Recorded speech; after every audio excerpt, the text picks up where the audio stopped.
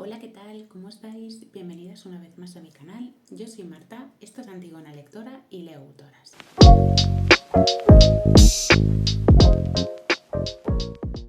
El vídeo de hoy es un poco diferente a lo que he traído por aquí en el canal, pero bueno, me apetecía hablaros de las lecturas que estoy leyendo en este momento, algunas de ellas que son, bueno, lecturas que me están atravesando bastante. Yo soy una lectora que suele leer varios libros a la vez y bueno, me apetecía traeros 3 de estos libros que estoy leyendo, y también quería hablaros de un vermut literario que me invitó la editorial Almadía con la autora Corina Bistritsky, y hice como un pequeño mini blog, si se le puede llamar así, en el que grabé pues nada, pequeños fragmentos del día mientras me dirigía al vermut literario. Luego me quedé a la presentación también del libro y me apetecía contaros un poquito esto, así que bueno, pues he decidido hacer esta especie de remix con estas dos cosas y nada, espero que os guste. El primer librito del que quiero hablaros y que estoy leyendo en este momento, me quedan nada, 20 páginas por terminar, que probablemente lo termine hoy.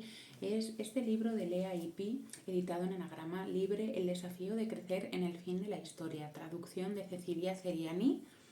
Os lo enseño para que lo podáis ver. Bueno, este es un libro de esos libros difíciles de catalogar dentro de un género, porque bueno, es un libro bastante híbrido, ¿no? Que va un poco pues desde las memorias, también tiene una parte como de diarios, no ficción, un libro también entre el ensayo histórico, ¿no? La reflexión política. Entonces, bueno, lo que hace la autora, que es la persona que va a hablar de su propia vivencia, es situarnos en la Albania comunista en 1990, ¿no? Cuando la caída del régimen comunista, a través de una voz infantil narrada en primera persona, nos va a ir hablando, ¿no? Sobre todo esto que ella vivió en aquella época, en una sociedad en la que, bueno, pues está completamente en decadencia, ¿no? De repente ella ha sido educada dentro de un régimen con una serie de valores, con una serie de líderes, ¿no? Y todo eso se viene abajo, ¿no? Y ella, desde sus ojos de niña, no entiende muy bien qué es lo que pasa, qué ocurre, por qué de repente esas figuras desaparecen, cómo se instaura la democracia, ¿no? Esta transición, ¿no? Dijéramos, hacia el liberalismo o hacia un sistema capitalista, pues conllevó la pérdida de un montón de empleos, la reestructuración de la economía del país, también la quiebra, ¿no? De ese país, la migración hacia Italia de muchos de sus ciudadanos, y cómo ella lo vivió, ¿no? Siendo una niña en la que, claro, tienes que tratar de entender qué está ocurriendo a tu alrededor, a la vez que tratar de entender los cambios que se van produciendo en tu cuerpo, ¿no? En tu adolescencia, aquellas cosas que te preocupan, que te dejan de preocupar, la relación con su familia, ¿no? Cómo cada uno de ellos vive esto desde un lugar distinto. Ha sido un libro que me ha gustado mucho, que además me ha recordado mucho a La Casa Limón, de Corina O'Pry, creo que se llamaba la autora. Os dejaré por aquí la portada, porque bueno, ese está ambientado en Rumanía, ¿no? La caída del régimen comunista de Rumanía, pero sí que, bueno, pues he encontrado ciertas similitudes, ¿no? A pesar de que difieren mucho, pero sí el contexto social es bastante similar. También está narrado por una voz infantil, ¿no? Todo lo vemos desde los ojos de la niña. Y bueno, pues he sido un libro que la verdad no sabía que me iba a gustar tanto. Además, conforme han ido pasando los días y me han ido acompañando pues el personaje de Lea y de toda su familia, pienso como mucho en ellos, ¿no? Y en todas las reflexiones que se van planteando en torno al libro. Y bueno, pues no sé si lo habéis leído, si no, os lo recomiendo muchísimo. Siguiente libro que también estoy leyendo y que bueno, me está gustando mucho y que la verdad no sabía yo cómo iba a ser, os hablé de él en el vídeo del marzo asiático.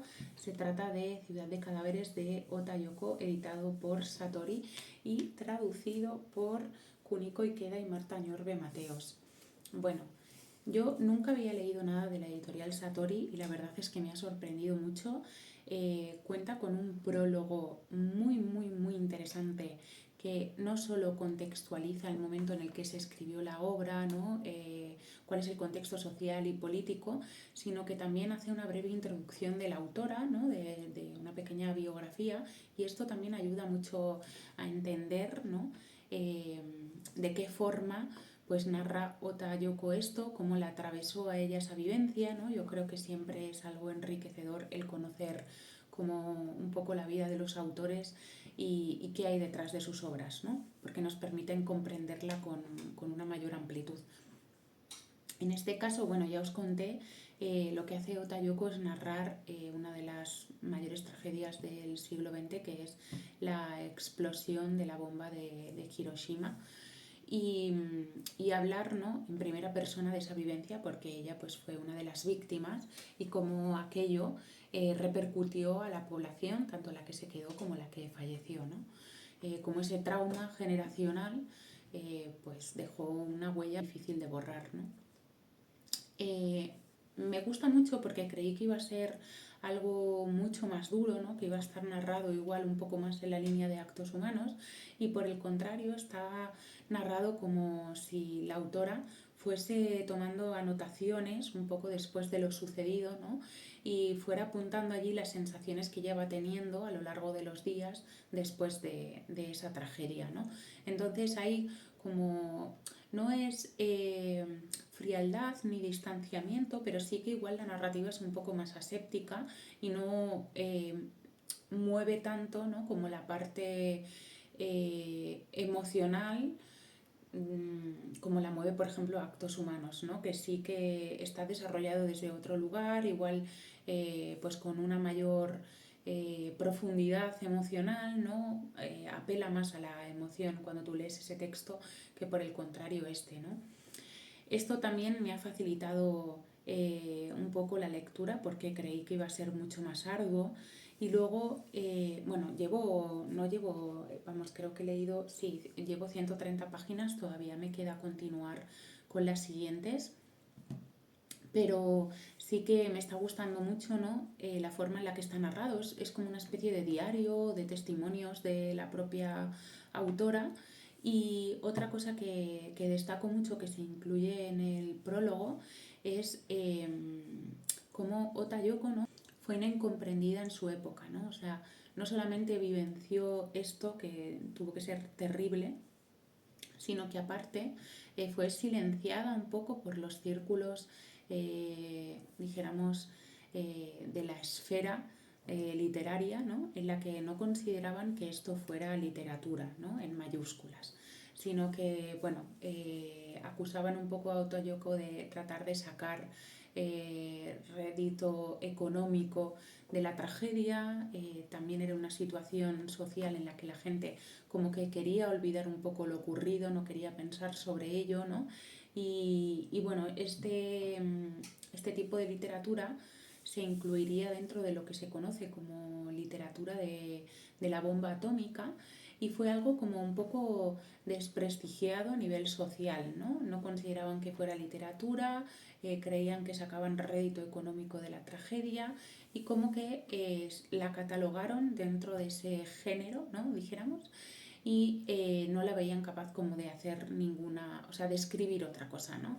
Entonces eso atravesó mucho a Ota Yoko porque, claro, ella necesitaba hablar de lo ocurrido, necesitaba hablar de lo que estaba sucediendo, ¿no? Del terror que es ver cómo la gente a tu alrededor se muere, cuáles son los síntomas que presentaban, y pensar que el día de mañana tú te puedes levantar en la misma situación, ¿no? Aparte, también creo que de algún modo el hecho de que no la consideraran como escritora, ¿no? O como que su obra podía pertenecer dentro de la literatura en mayúsculas, también la atravesó mucho como escritora, ¿no? Y que incluso eso llegó a limitarle a la hora de escribir, ¿no? Incluso pues planteándose en determinados momentos no volver a escribir nunca más. Es un libro que me está gustando mucho, que tiene una calidad de edición maravillosa. Y bueno, os lo recomiendo si os llama la atención, porque creo que es un libro que se lleva bastante bien, ¿no? Que es bastante ligero a pesar de la crudeza de lo que está relatando, ¿no? Pero que si os llama la atención os recomiendo muchísimo. Bien, y el siguiente librito del que vengo a hablaros, el último de estos libros que me están acompañando en estas semanas. Este libro, nada, he empezado a leer, llevo como 2 páginas solamente, pero bueno, lo he querido traer como libros que me están atravesando en este momento, que están siendo muy significativos, porque hace unos días terminé una serie que se llama Little Bird, que está en Filmin. Os dejo por aquí la portada de la serie, que en esta serie lo que, bueno, a través de uno de los personajes, ¿no?, nos cuenta la historia que, bueno, el genocidio, ¿no?, que se produjo en Canadá a la población indígena, ¿no? Durante los años 60 hubo un periodo en el que se conoce como periodo 60 Scoop, y durante esos años el gobierno canadiense sustrajo más de 20.000 niños a las familias indígenas, ¿no?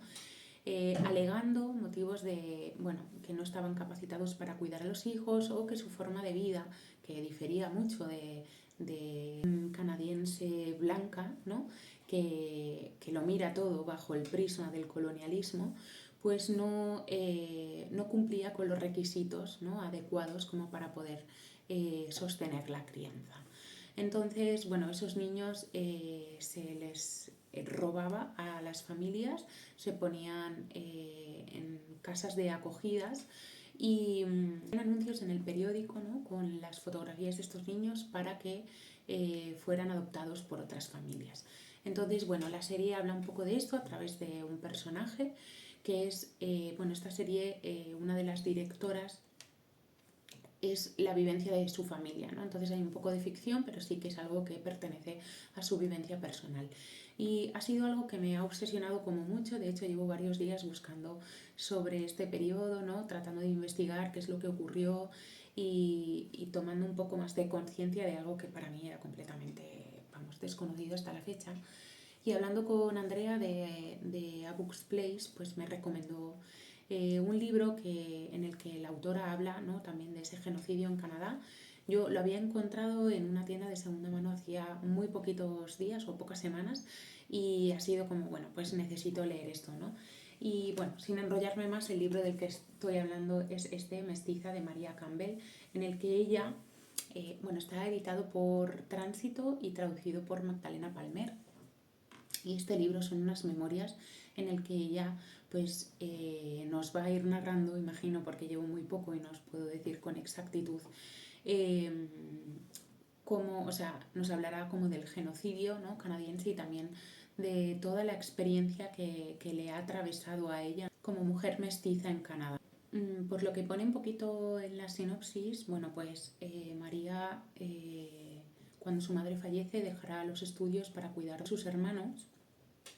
Y bueno, pues convencida un poco de que lo mejor que podía hacer era casarse, decide casarse a los 15 años, ¿no?, con un señor que la maltratará, le dará fuertes palizas a lo largo de ese matrimonio, del tiempo que dure, y finalmente la abandonará en Vancouver, ¿no? Esto irá más porque ella pues acabará enganchada a las drogas, al alcohol, y acabará en un contexto de prostitución. Y entonces, bueno, pues supongo que todo esto, ¿no?, interseccionará de algún modo de cómo el colonialismo y toda esa violencia, todo ese racismo que sufrió durante su vida, pues la atravesaron, ¿no?, y las consecuencias de esto. Así que bueno, nada, llevo súper poco, 2 páginas, ya os hablaré de él en el resumen mensual de las lecturas del mes de marzo, pero sí que me apetecía enseñároslo.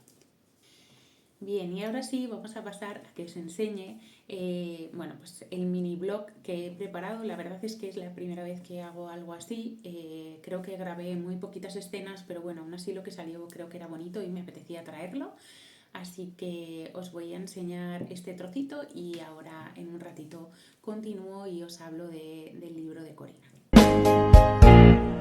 All I dream of is your eyes, all I long for is your touch, and darling, something tells me you're enough.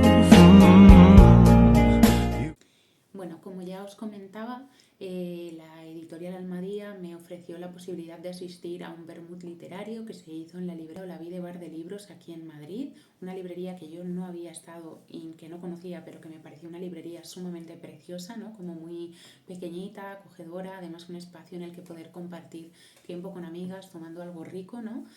Y bueno, pues ahí se presentaba ese día este libro de aquí, El gran danés, de Corina Bystrinsky, y la editorial ofreció pues a algunos de las lectoras, ¿no?, la posibilidad de compartir un ratito con Corina en ese tiempito que tuvimos con ella, que fue aproximadamente una media hora, y estuvimos reunidas como de manera privada.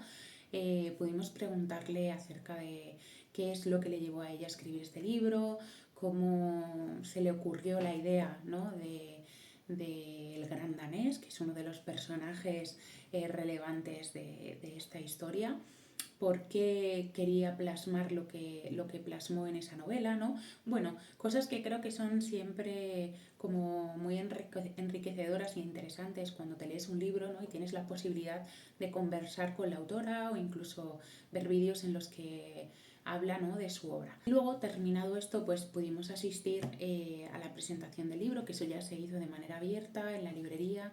Y bueno, pues tuve también el placer de poder escuchar a Mónica Ojeda, que fue la persona que hizo la presentación de este libro, y fue un gusto escucharlas a las dos, y es algo que atesoro y que de verdad desde aquí agradezco a la editorial la posibilidad de haber podido participar en este vermut literario. Y bueno, pues ¿de qué va este libro? Que me ha gustado muchísimo, muchísimo. No sabía muy bien qué es lo que me iba a esperar. No tenía pensado leerme este libro, pero cuando la editorial me invitó a participar en esto, pues dije, bueno, es un libro muy cortito, así que voy a leerlo para poder asistir. Y en este libro, Corina de lo que nos va a hablar es de una mujer con un cuerpo triste, ¿no?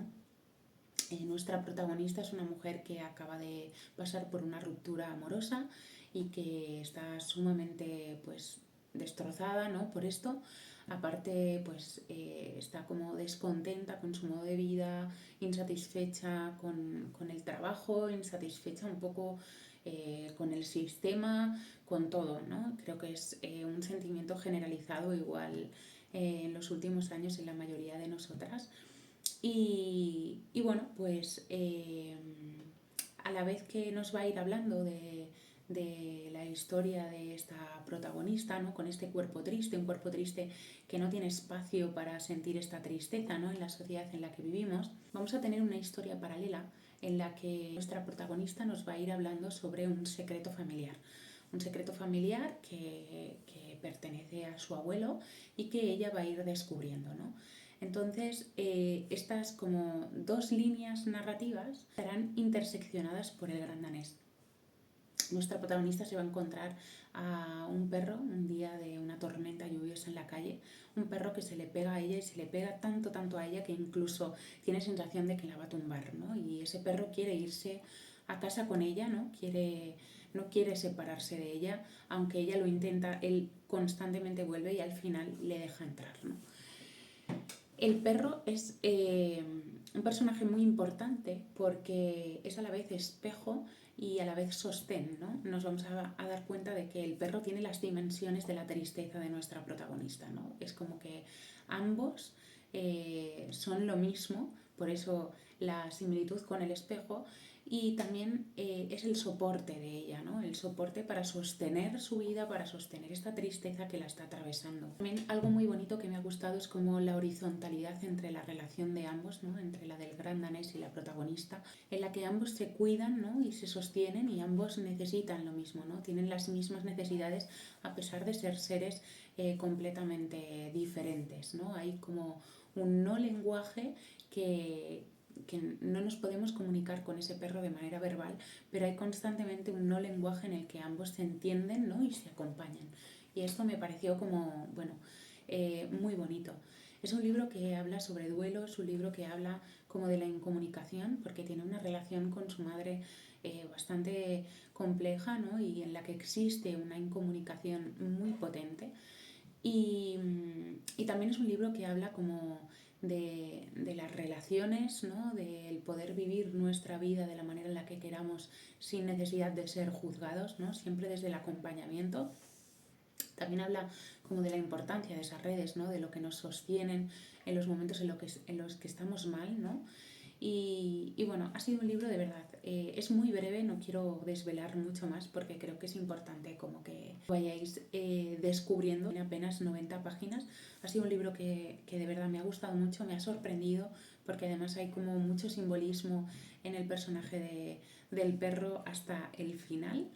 Y bueno, que fue un gusto poder conocer a Corina, conocer cuál era la historia detrás de este librito, qué es lo que le llevó a ella a escribir esto, y ha sido un tesoro que la editorial Almadía me diera la oportunidad de compartir este vermut literario con la autora. Y esto sería todo por hoy. Espero que os haya gustado este nuevo formato de vídeo. Antes de terminar quería agradeceros porque, bueno, aunque parezca poco, para mí es como muchísimo. Este canal ha llegado a los 500 seguidores y os agradezco muchísimo a todas las personas que estáis todas las semanas, todos los domingos pendientes de mis vídeos, que comentáis, que le dais me gusta, ¿no? Que interaccionáis conmigo, que me aportáis recomendaciones y bueno, que siempre tenéis palabras bonitas para dedicarme. También recordaros que abajo en la cajita de descripción os dejo todas las redes sociales en las que podéis encontrarme. Contadme cuáles son las lecturas que os están acompañando a vosotras en estas semanas del mes de marzo, si habéis leído alguno de estos libros, si os llama la atención, y nada, nos vemos la siguiente semana con un nuevo vídeo.